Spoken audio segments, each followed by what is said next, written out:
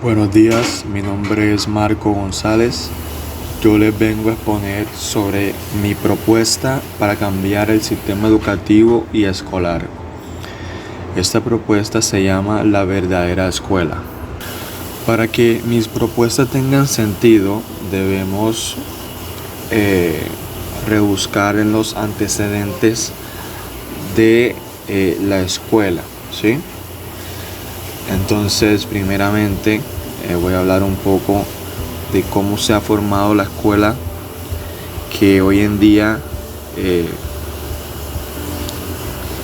está implementándose estos métodos en las escuelas, ¿sí? Voy a hablar sobre cómo llegó ese método hasta nuestros días. Bueno, inicialmente y en la época agrícola de nuestra historia, las personas eran educadas por sus propios padres de manera tal que esos jóvenes aprendían y heredaban la labor y experiencia de sus antecesores. Durante la era industrial, el trabajo en el campo se amedrentaba poco a poco, ¿sí? Esto hizo que gran cantidad de la población dedicada a la ganadería, la agricultura, las artesanías, se fueran a las grandes ciudades a trabajar en maquinarias de grandes empresas. Muy pronto los niños también se vincularon a este nuevo lugar de trabajo donde los explotaban sin paga.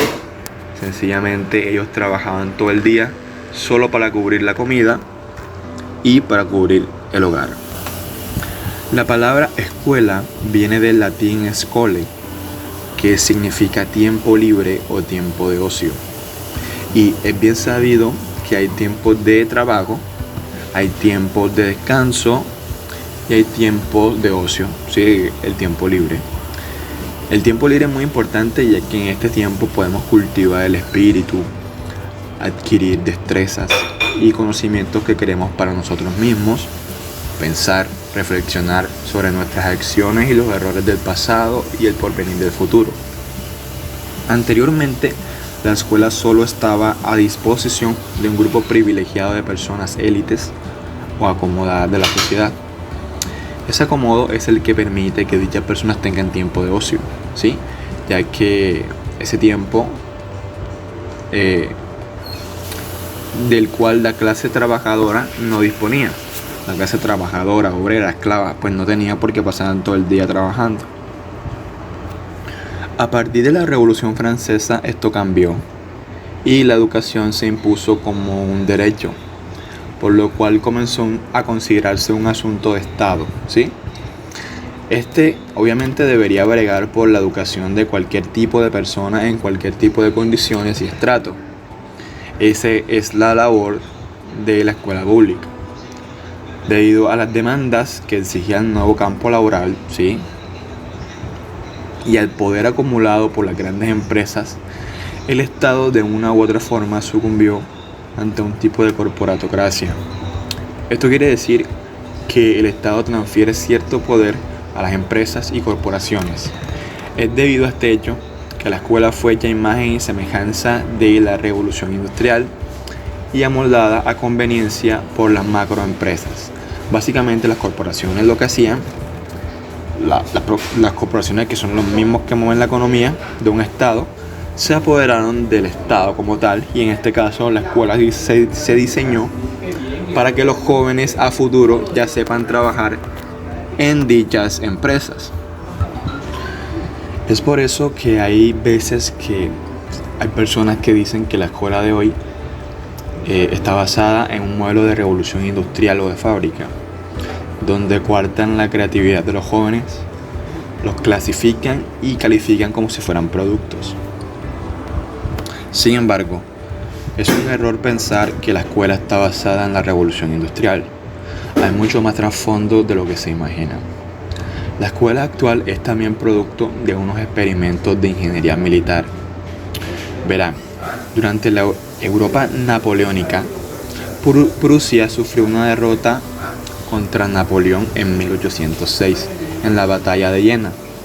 Tras esa derrota, los mandatarios prusianos llegaron a la conclusión de que sus soldados pensaban mucho por sí mismos en el campo de batalla en lugar de acatar órdenes. De manera que los mandatarios llegaron a la conclusión de que la educación debería proveer los instrumentos para destruir la voluntad. Por lo tanto, Prusia comenzó a implantar un sistema educativo que culminó en 1819 bajo un enfoque científico. El resultado final instruía a los alumnos sobre qué pensar, en qué momento y durante cuánto tiempo. Sin embargo, este sistema tenía trampa y era un sistema totalmente elitista y de control de pensamiento. El sistema de educación prusiano se dividía en 3 niveles. El primero se reservó para la élite económica y nobiliaria de la población, que correspondía a aproximadamente un 1% de la población.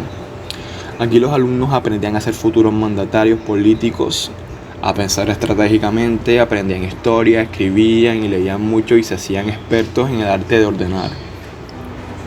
A continuación, el siguiente nivel social, que abarcaba entre un 5 y un 7,5% de la población, aprendían a ser ingenieros, arquitectos, médicos, abogados o cualquier otro tipo de servicios que los gestores públicos pudieran requerir.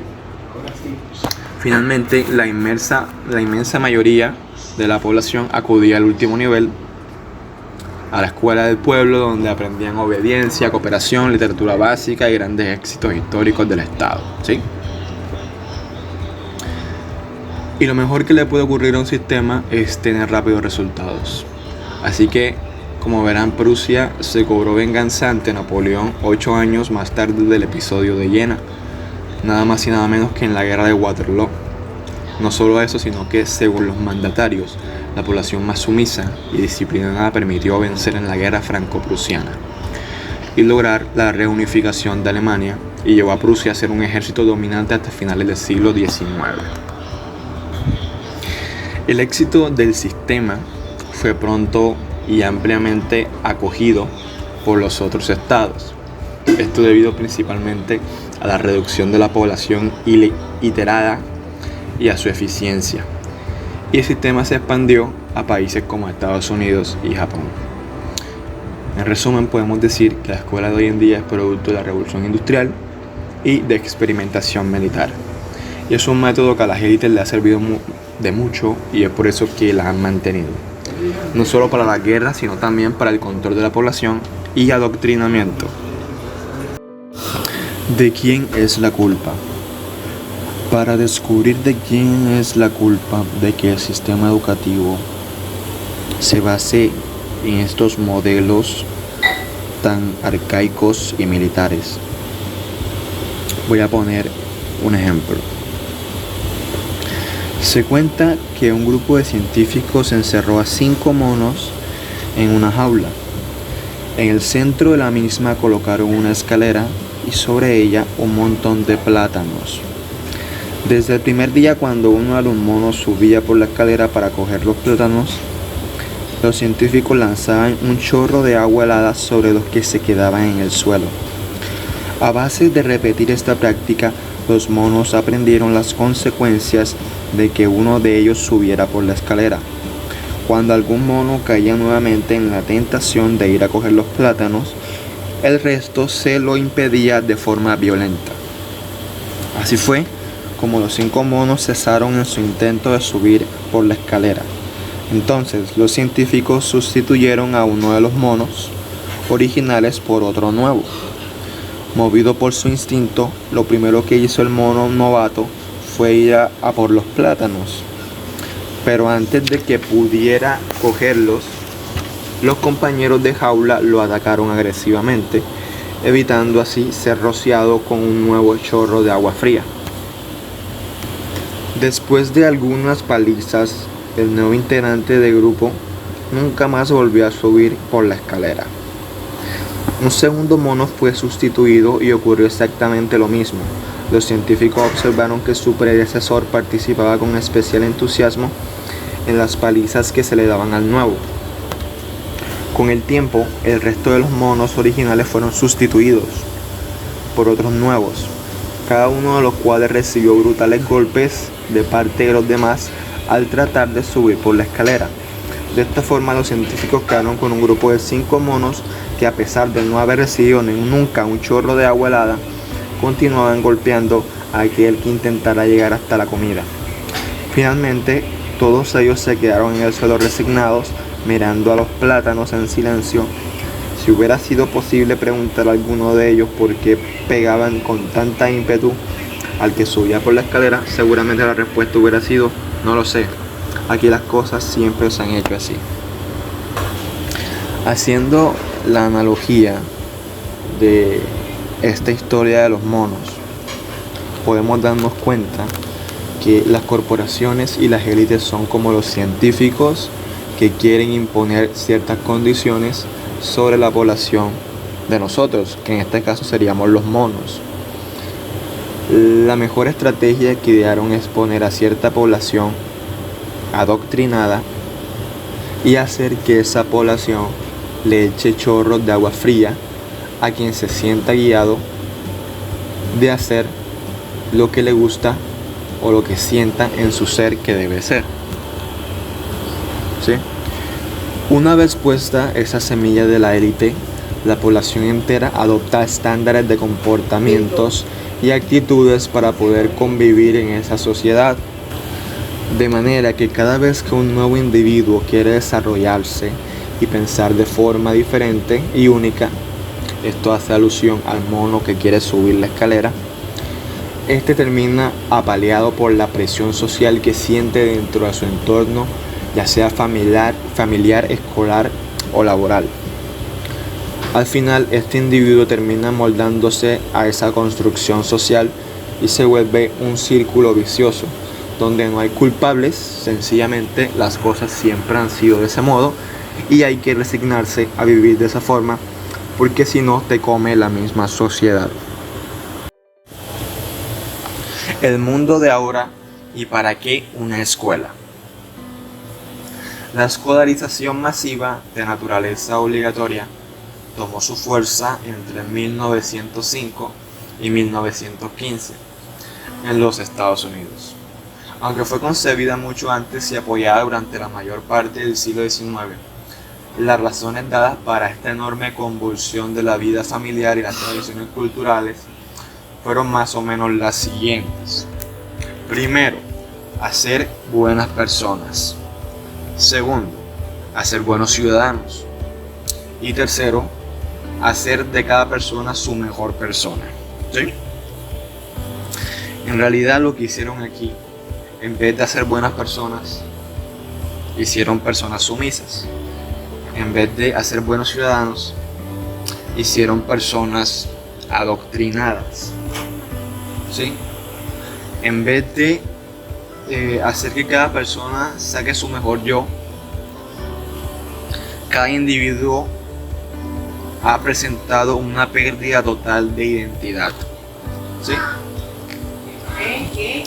Como vemos, todo esto se centra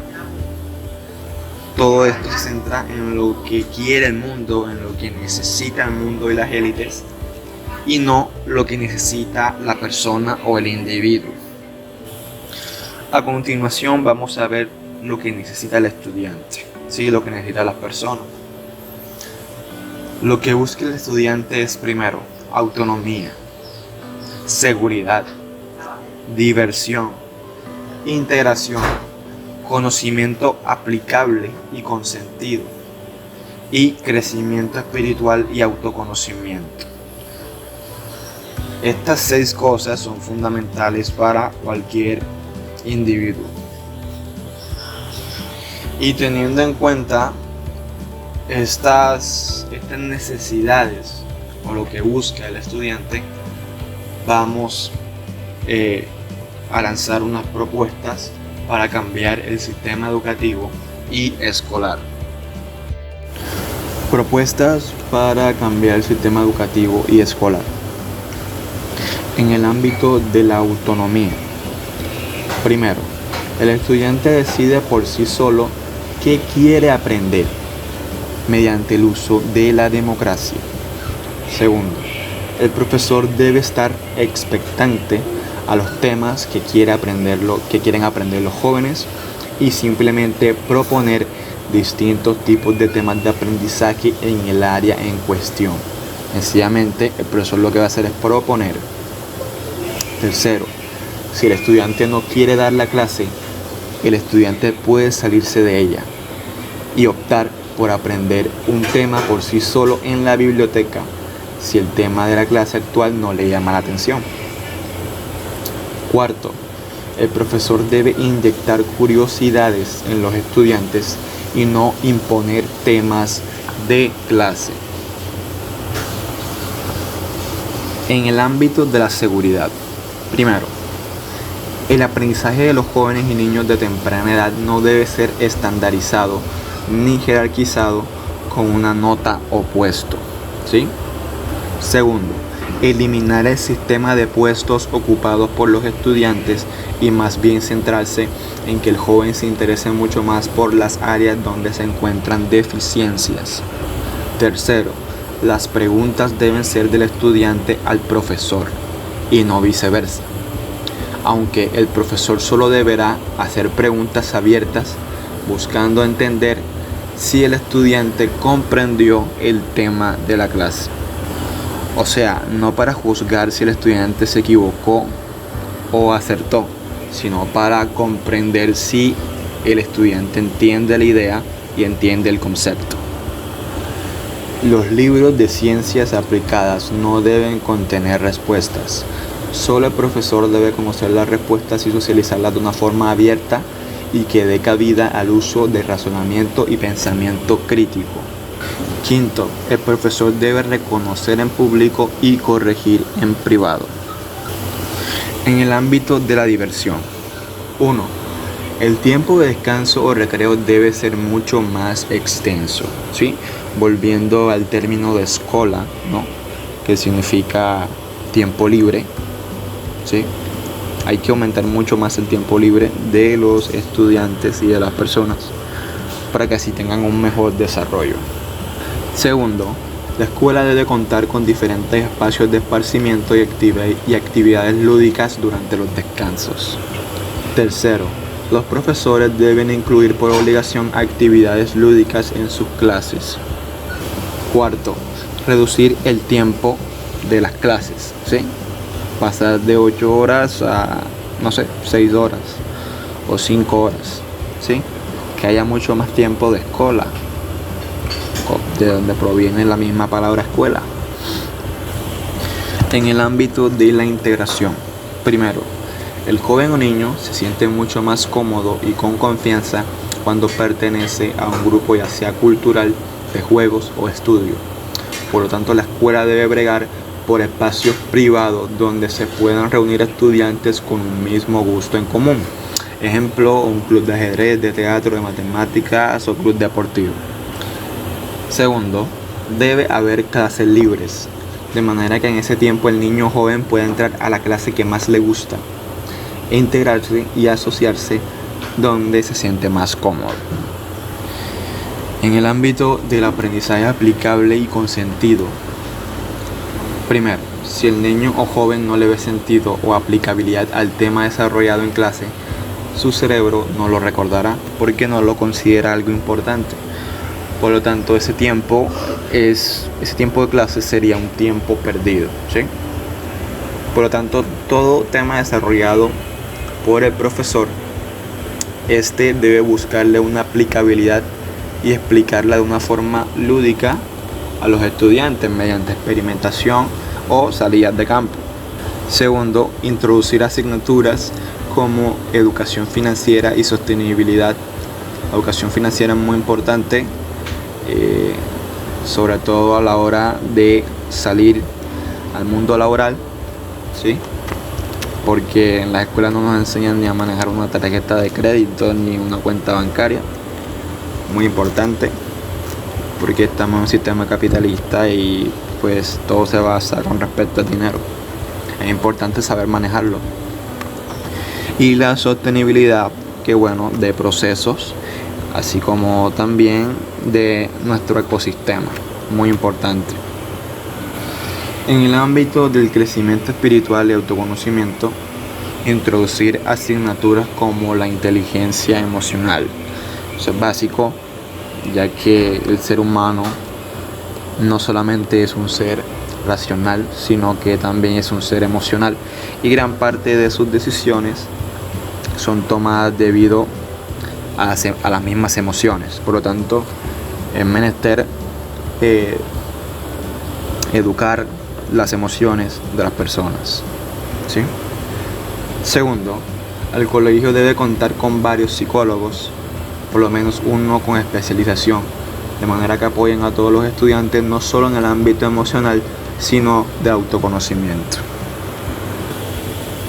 Por último, cualquiera de estas propuestas requiere un gran compromiso por parte de los padres y profesores, de manera que la profesión docente debe convertirse en la profesión mejor pagada del país, ya que esta requerirá mucha vocación de trabajo y reinvención constante por parte del profesorado.